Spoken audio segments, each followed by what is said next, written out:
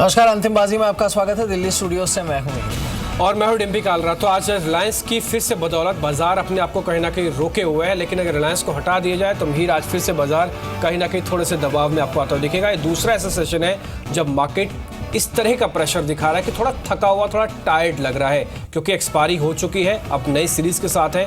तो ये समझना होगा कि रिलायंस के बदौलत ही हम नई सीरीज में चलेंगे या इसको छोड़कर भी इतना दम भर सकते हैं कि बाजार चल सकता है। मुझे तो लगता है उल्टा ये सोचना नहीं चाहिए कि रिलायंस के बगैर क्या होता, बिकॉज वो सोचने में फिलहाल को बहुत अच्छा दिख नहीं रहा है। नहीं, यही आंकड़े भी है, क्योंकि ये 5 बड़े ऐसे और कारण हैं जो कि बाजार को थोड़ा चला सकते हैं। कल टैक्स पॉलिसी आएगी, ये यूएस में है, तो उसका भी असर दिखेगा। जीडीपी के कल नंबर्स आ जाएंगे जो कि 7% से नीचे रहने वाले हैं।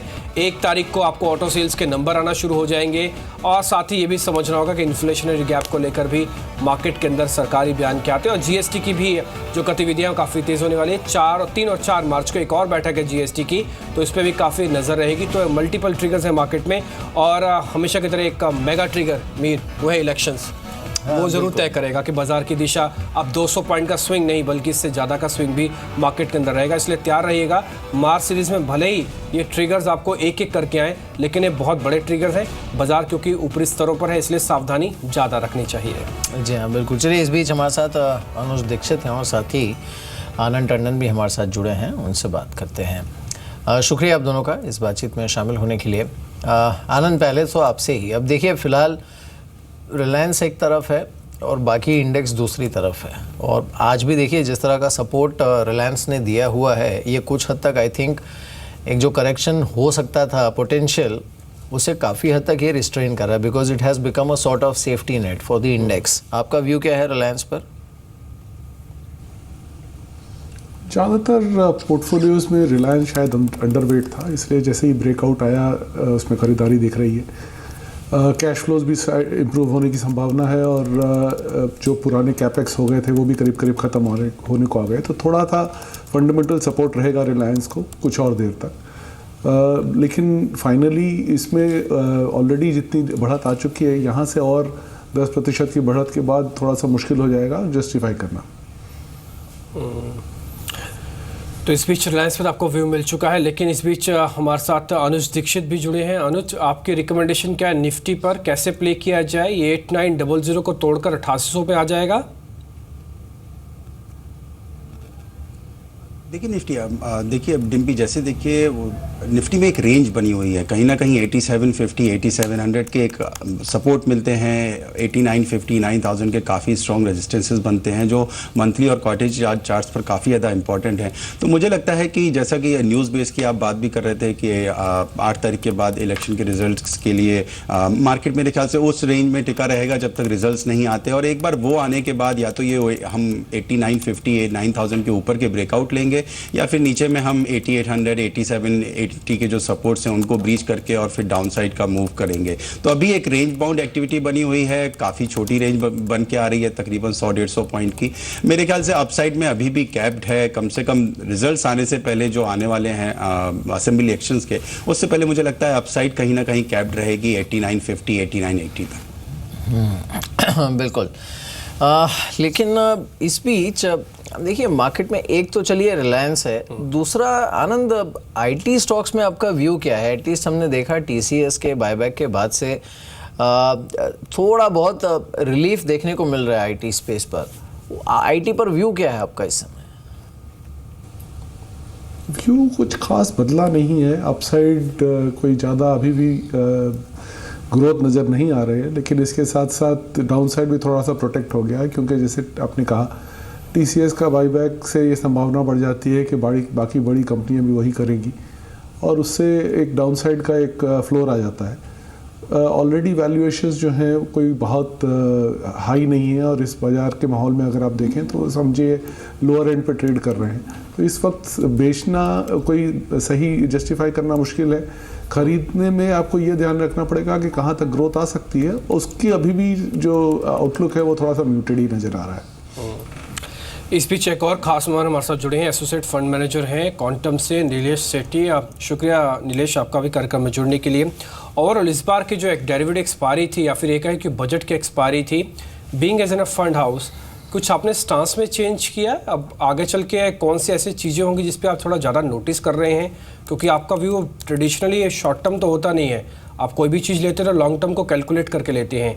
ये कैलकुलेशन में ट्रंप कितना फिट बैठ रहा है, कैलकुलेशन में जीडीपी ग्रोथ कितनी फिट बैठ रही है, और मॉनसून को कैसे कैलकुलेट कर रहे हैं आप?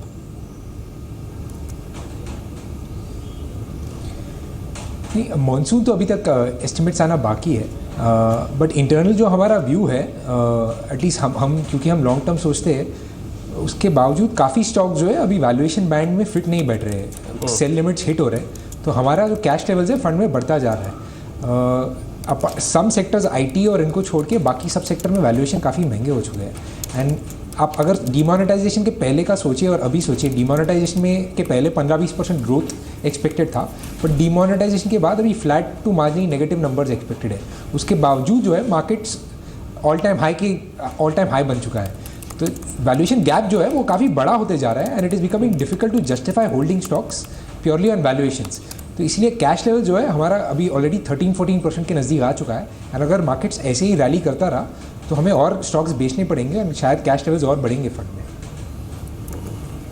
तो कैश लेवल्स बढ़ सकते हैं, ये अच्छा साइन तो नहीं है, क्योंकि अगर क्वांटम ऐसा सोच रहा है तो हो सकता है कि मार्केट के अंदर कहीं और भी प्रॉफिट बुकिंग बड़े हाउसेज में होती हुई दिखे। और वैसे इस लेवल पे आके थोड़ा सावधानी तो आपको बढ़ानी ही होगी, क्योंकि ऐसे लेवल्स हैं जहाँ पे थोड़ा सा कन्फ्यूजन है। इसी कन्फ्यूजन को दूर करने के लिए हमने आज एक एक्सपर्ट्स का पोल करवाया। हमने इसमें करीब 7 से 8 मार्केट के जो पार्टिसिपेंट्स हैं उनसे बातचीत की और उनसे एक व्यू लेने की कोशिश की कि बाजार के अंदर इस समय की रिदम क्या रह सकती है। इलेक्शन, डॉलर रूपी इक्वेशन, सभी चीज़ों पर हमने उनसे जानकारी ली है। पूजा हमारे साथ जुड़ी है यही बताने के लिए। पूजा, बताएं कितना इम्पोर्टेंट जो फीडबैक आपको मिला है इससे, और उसमें क्या निकल के आया?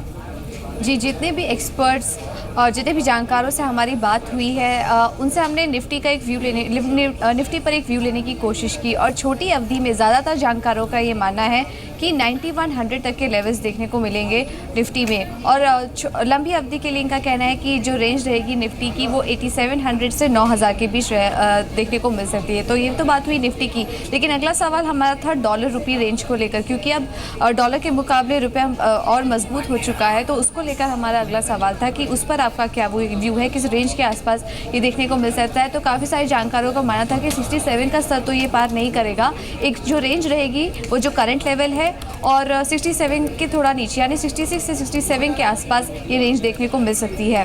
अगला सवाल हमारा इलेक्शन को लेकर था, क्योंकि इलेक्शन के आउटकम के आने के बाद काफ़ी सारी जानकार वॉलेटिलिटी एक्सपेक्ट कर रहे हैं, तो क्या वो जो आउटकम आना है वो डिस्काउंट हो चुका है? तो यहाँ पर मत यही था कि ये डिस्काउंट नहीं हुआ है, और इलेक्शन के आउटकम आने के बाद निफ्टी में 200 से 300 अंकों की वॉलेटिलिटी देखने को मिल सकती है, अपसाइड और डाउनसाइड दोनों में ही, तो थोड़ा वॉलेटाइल रहेगा निफ्टी। आखिरी सवाल हमारा सेक्टर स्टॉक को लेकर था कि उनका फेवरेट कौन सा ऐसा स्टॉक है या कौन सा ऐसे सेक्टर है जहां पर वो बुलिश हैं, जो उनको पसंद है। तो यहां पर लगभग सभी जानकारों का ये मानना था कि इस वक्त मिड कैप और स्मॉल कैप शेयरों में निवेश करना ज़्यादा बेहतर है, जो कि फंडामेंटली अच्छे हैं और रिजल्ट जिनके अच्छे आए हैं, और उसमें भी जो फर्टिलाइजर्स और फार्मा सेक्टर है वहाँ पर काफ़ी ज़्यादा बुलिश साउंड कर रहे थे। ठीक है, तो फर्टिलाइजर और फार्मा दो ऐसे सेक्टर्स भी निकल के हैं जहाँ पे आपको थोड़ा सा ज़्यादा फोकस करना है।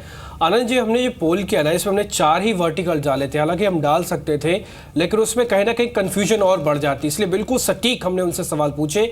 निफ्टी की रेंज, इलेक्शंस और सेक्टर, यही हमको बताइए। और उन्होंने फार्मा और फर्टिलाइजर पे ज़्यादातर कंसेंसस बनता हुआ दिखा। आपकी राय क्या है फर्टिलाइजर्स को लेकर? क्योंकि यूजली प्रॉफिट बुकिंग आती है बजट के बाद, लेकिन इस बार फर्टिलाइजर में ऐसा हुआ नहीं कुछ ज़्यादा। सरकार अगर कुछ भी डीबीटी या कुछ भी और भी पॉलिसी लेके आए फर्टिलाइजर में, तो शायद एक और ट्रिगर हो जाएगा। मॉनसून भी है अब तो सामने।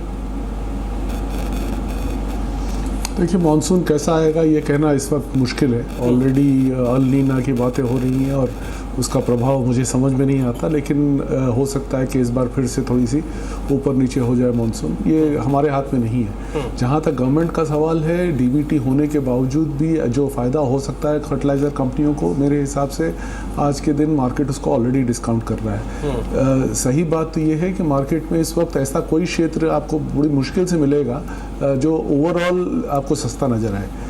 भले एक दो कंपनियां आपको कहीं ना कहीं मिल जाएं छोटी, जो लोगों ने अभी तक डिस्कवर नहीं करी हैं, बट ज़्यादातर मार्केट जो है वो फुली प्राइस नज़र आ रहा है। और जैसे हमारे से पहले वक्त कर रहे थे कि जो आप स्लो डाउन आपको जो फैक्टर करना चाहिए वो मार्केट कम्प्लीटली इग्नोर कर रहा है। तो इस वक्त बुल फेज़ में हैं हम, मार्केट एक बुल की गिरफ्त में है, तो इसलिए वैल्यूएशन के ऊपर ज़्यादा ध्यान देना हमेशा इसमें आप राइड नहीं कर सकते। लेकिन अगर आप वैल्यूएशन को देखेंगे तो ऐसा कोई बहुत सस्ता सेक्टर नज़र नहीं आ रहा है। बिल्कुल, और इसी वजह से शायद दिक्कत ये भी है कि देखिए आप जो पोल भी आपने देखा कि 9100, 9150 या फिर 9200 के आगे कोई बहुत ज़्यादा एक्सपेक्ट नहीं कर रहा है रन की। अब आप देखिए कि इतने लंबे अंतराल के बाद अगर नया हाई बनता भी है, but it's a marginal high, आपका जो प्रीवियस हाई था उससे अगर आप कंपेयर करके देखें, ऐसा नहीं कि कोई सब्सटेंशियल री रेटिंग यहाँ से होगी, तो वो आई थिंक थोड़ा उसमें इंतज़ार करना पड़ेगा। खैर, हमारे साथ गौरव बिस्सा भी जुड़े हैं, उनसे बात करते हैं। गौरव, शुक्रिया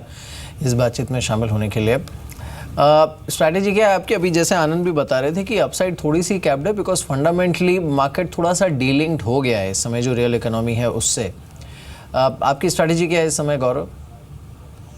गुड आफ्टरनून। देखिए, मॉर्निंग में हमने अपने क्लाइंट्स को थोड़ा कहा था कि आप यहाँ पे या तो प्रॉफिट बुक कीजिए या थोड़ा पुट ऑप्शंस थोड़ा ले सकते हैं, और ज़्यादा डाउनसाइड तो नहीं लग रही, लेकिन 8850 तक के लेवल्स निफ्टी में आपको एक बार देखने मिल सकते हैं। अगर आप पुट ऑप्शंस में देखेंगे तो 8800 का पुट अभी भी अच्छी खासी ओपनर्स के साथ में ये सीरीज ओपन हुई है, तो पॉसिबिलिटी है कि आपको यहाँ पे थोड़ा और सपोर्ट देखने मिल जाए। लेकिन फॉर अ टाइम बिंग मैं थोड़ा कॉशियस रहने की सलाह दूंगा। मैं 50-60 पॉइंट्स यहाँ से और निफ्टी गिर सकते हैं। ठीक है, अभी तक का डाटा एनालिसिस ये समझ में आ रहा है कि जो रिलायंस इंडस्ट्रीज़ है कम से कम 25 से 26 अंकों का सपोर्ट कर रहा है निफ्टी को। अगर उसको हटा दिया जाए तो निफ्टी 8860 के लेवल पे आके कैलकुलेट करता हुआ दिखेगा आपको। ये इंपॉर्टेंट सपोर्ट रेंज है, इसलिए आज की क्लोजिंग अगर रिलायंस को हटा के देखनी होगी तो ये बहुत इंपॉर्टेंट होगा कि 8860 के आसपास हम आज फिर से अपने आप को रोकते हैं या फिर नहीं, एक्सक्लूडिंग रिलायंस। इस चीज़ को ध्यान में रखते हुए गौरव, मार्केट के अंदर रिलायंस पे आपकी रिकमेंडेशन क्या है? F&O डाटा देख के आपको कितना समझ में आ रहा है कि अभी और चलने वाला है क्या ये?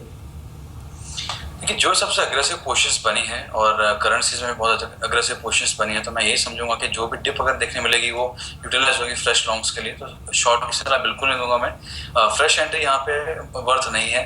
अगर ये थोड़ा नीचे और आता है, एक फॉर एनी रीजन अगर 4% करेक्शन आता है, 5% करेक्शन आता है, तो मुझे लगता है आपको यहाँ पे और एक अच्छा एंट्री लेवल मिल सकता है। ठीक है, नीलेश, एक एविएशन काउंटर्स में आप देखिए, मैं एक शेयर का एग्जांपल देख के आपसे पूछना चाहता हूँ, वो है जेट एयरवेज। ये करीब 19 रुपये आज भी ऊपर है, ठीक एक्सपायरी से 3 दिन पहले से, और अब तक इस शेयर ने कभी भी लाल निशान नहीं देखा। बैन में भी आया तब भी चला, बैन से आउट हुआ तब भी चला, अभी भी अच्छा खासा चल रहा है ये। एविएशन को लेकर जब हमने आज वॉरेन बफे का एक बयान सुना, उन्होंने लेटर जो एक एनुअल लेटर्स देते हैं अपने निवेशकों को वो दिया। उन्होंने कहा कि लंबे कंसोलिडेशन का इनको बेनिफिट मिलेगा और वो खुद इसमें निवेश करे हुए सेक्टर में $900 करोड़ के आसपास का उनका इन्वेस्टमेंट है। Being as a fund house, आप इस सेक्टर को कैसे रेट करते हैं?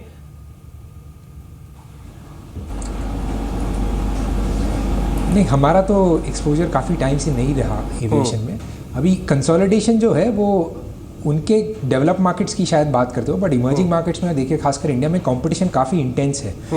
कंसोलिडेशन 2-3 साल पहले हुआ था, बट उसके बाद फिर से कंपटीशन पिकअप हो गया जब स्पाइसजेट फिर से रिवाइव हुआ था। एंड आप अगर प्राइसिंग देखें तो काफ़ी प्रेशर है प्राइसिंग पे। तो एटलीस्ट मेरा तो ये मानना है कि क्रूड प्राइसेस यहाँ से ऊपर जाने के ज़्यादा आसार है, ना कि गिरने के। एंड अगर क्रूड प्राइसेस बढ़ते और इस कंपटीशन में ऐसे ही कंपटीशन चलता रहा इस सेक्टर में, तो प्रॉफिट फिर से काफ़ी प्रेशर में आएंगे। तो एटलीस्ट रिस्क रिवॉर्ड अभी फेवरेबल नहीं लगता है इस सेक्टर में। और वैसे ही इन्वेस्टर्स को एक काफ़ी केयरफुल रहना चाहिए इस सेक्टर में, क्योंकि एडिंग कैपेसिटी बहुत इजी है इस सेक्टर में, तो बैरियर्स टू एंट्री इतना ज़्यादा है नहीं, और जो कंपटीशन है कैपेसिटी बहुत जल्दी से ऐड कर सकते हैं। तो प्राइसिंग पावर बहुत ज़्यादा समय तक रहता नहीं है इस सेक्टर में। तो एटलीस्ट हमारा तो थोड़ा नेगेटिव ही व्यू है इस सेक्टर में।